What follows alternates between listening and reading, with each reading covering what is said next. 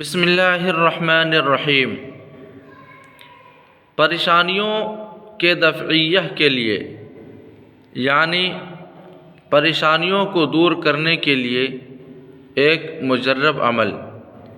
یعنی اس عمل پر تجربہ کر کے بھی دیکھا گیا ہے اور اس کا فائدہ بھی ہوا ہے۔ بعض فقہا نے لکھا ہے کہ جو شخص ایک مجلس میں یعنی ایک جگہ بیٹھے ہوئے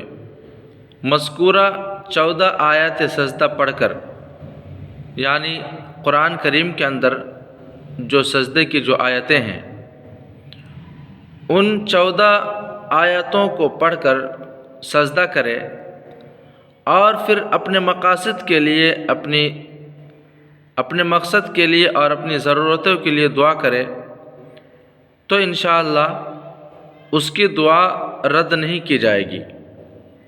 اور اس کی ضرورتیں پوری ہو جائیں گی۔